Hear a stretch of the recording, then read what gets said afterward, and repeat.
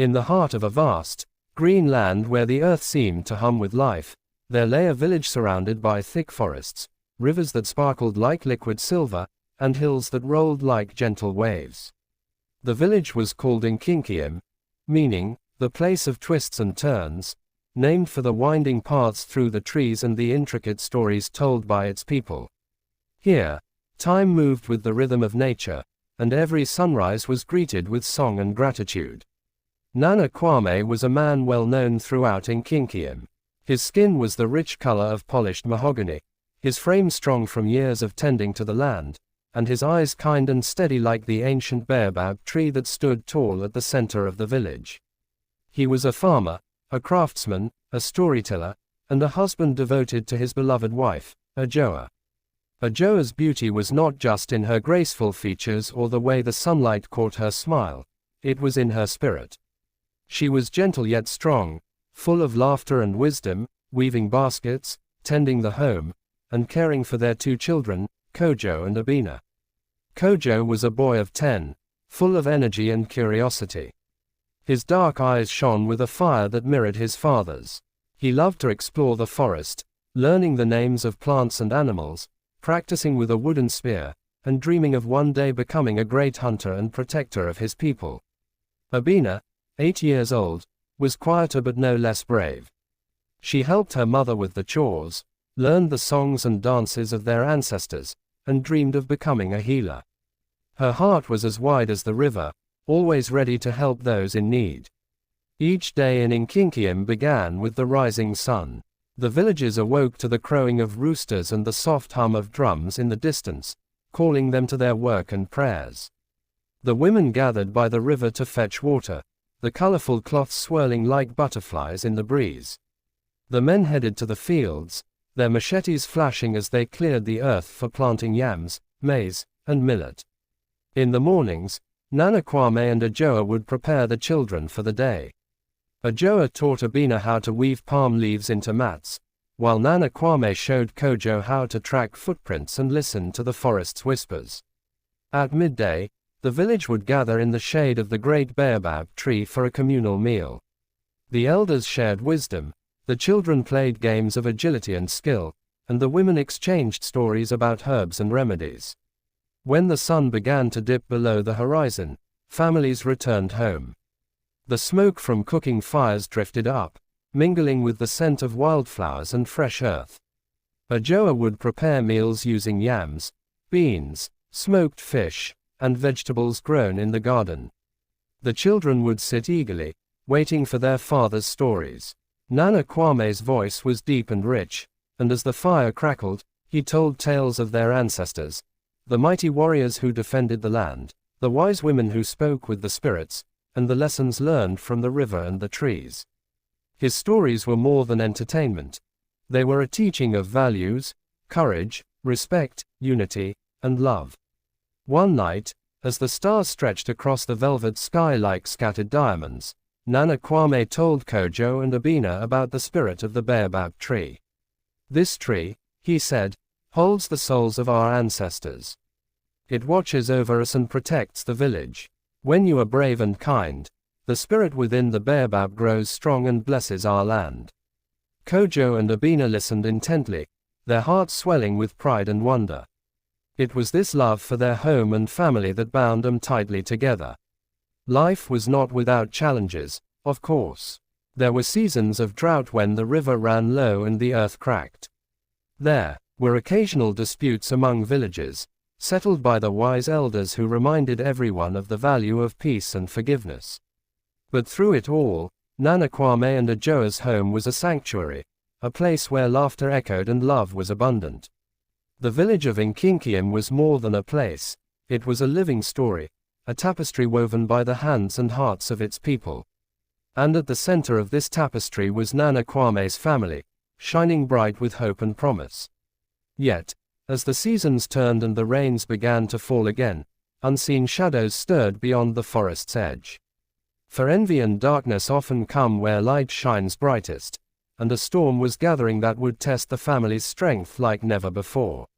Not far from the heart of Enkinkiyim lived Akua, a woman whose name was whispered in the village with a mixture of pity and wariness. Akua was not born cruel.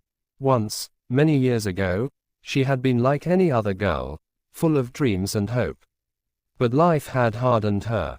She was raised by a grandmother who practiced strange and secretive arts, teaching Akua to mix herbs, cast spells, and see beyond the veil of the living world. The village kept its distance from Akua's small hut on the outskirts, surrounded by thorny bushes and twisted trees. The air near her home seemed heavier, filled with the scent of bitter roots and smoldering incense. Children were warned not to wander too close, and even the bravest hunters avoided her path after dark. Akua's heart was a tangled forest of emotions: loneliness, bitterness, and above all, envy. She watched Nana Kwame and Ajoa's family from afar, their laughter and joy like a fire that both warmed and burned her soul. She envied their love, the unity, and the respect they commanded. Each day, Akua's envy grew, twisting into a dark seed that took root deep inside her.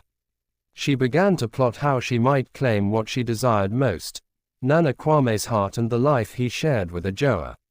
One evening, under the light of a full moon, Akua sat outside her hut, stirring a pot filled with a thick, dark liquid. The air was thick with the smell of crushed herbs and the smoke of burning roots. She whispered ancient words, calling upon spirits both feared and respected. Her eyes gleamed as she poured the mixture into a small clay pot: poison to weaken and destroy the woman she envied, and a love potion to bind Nana Kwame to her will. The next morning, Akua disguised herself in bright cloth and walked boldly into the village.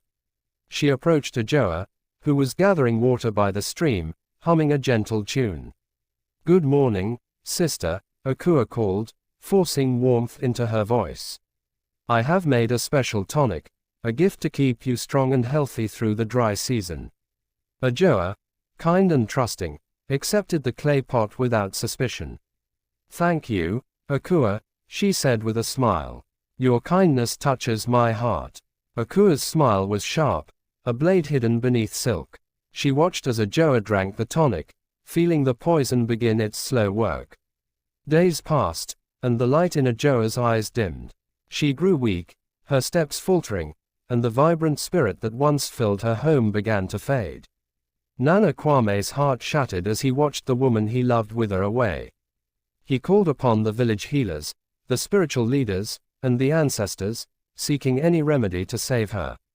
One healer, an old woman named Nana Ya, smelled the bitterness in Ajoa's breath and whispered, "This is no illness of the body alone. There is a shadow here, cast by envy and dark magic."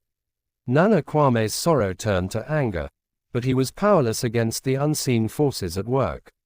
Ajoa's condition worsened until one silent night, she passed beyond the veil, leaving behind a grief so heavy it seemed to weigh down the stars themselves. In the days that followed, as the village mourned, Akua moved swiftly.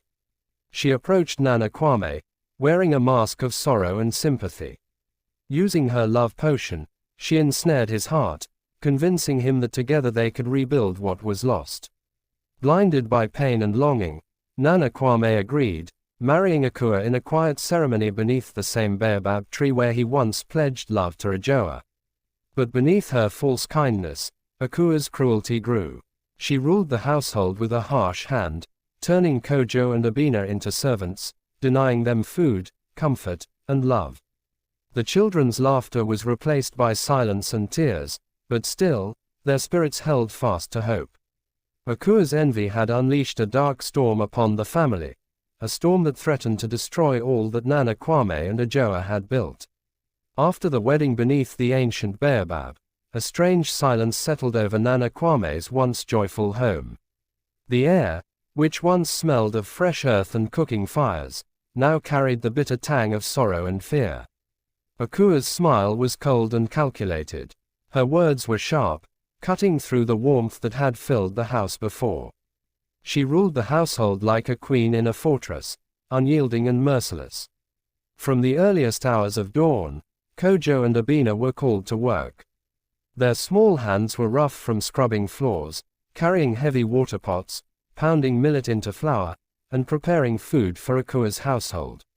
Kojo, once a lively boy who ran through the forest chasing birds and learning the language of the trees, was now a shadow. His eyes, once bright with hope, grew dark with confusion and pain. Yet, deep inside, a spark of resilience burned, a quiet determination to survive and protect his sister. Abina bore her burdens with quiet grace. She cooked and cleaned tirelessly, often going to bed hungry. At the market, she hawked yams and woven mats, her small voice calling out to strangers, hoping to earn enough coins to buy even a morsel of food. Akua mocked them cruelly, calling them lazy and worthless. When Abina's basket was empty at day's end, Akua would deny her dinner and send her to sleep outside under the cold stars. "Nobody will remember you if you do not work hard," Akua sneered one night, her voice harsh as the dry wind. "This family belongs to me now." Nana Kwame, burdened by grief and guilt, tried to hold on to his role as a father, but Akua's power over him was strong. She whispered lies, telling him the children were lazy and unworthy. Slowly, he grew distant, trapped between love and confusion. One evening, Nana Kwame called Kojo aside. "My son," he said, his voice heavy with sorrow, "you are my heir. One day, all that I have will be yours, the land, the home, the honor of our family. You must be strong." Kojo nodded, a flicker of hope lighting his tired eyes. But Akua's envy deepened. Knowing that Kojo's inheritance threatened her control, she hatched a darker plan. Late one night, when the house was silent except for the whispers of the night wind, Akua slipped poison into Kojo's food. She watched coldly as he ate, his small hands trembling. By dawn, Kojo lay motionless, his breath shallow, his body limp. Akua told Nana Kwame that Kojo had died, and in her cruel heart, she planned to rid herself of the boy and secure her hold on the family.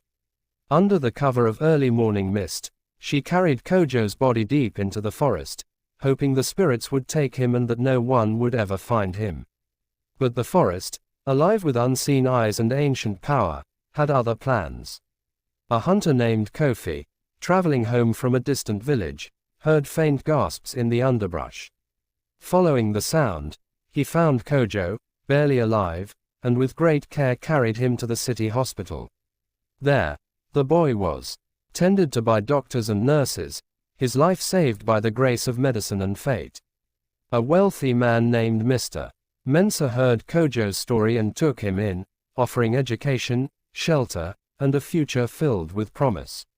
Back in the village, Abina's life grew harder. With her brother gone and Akua's cruelty unchecked, she struggled alone.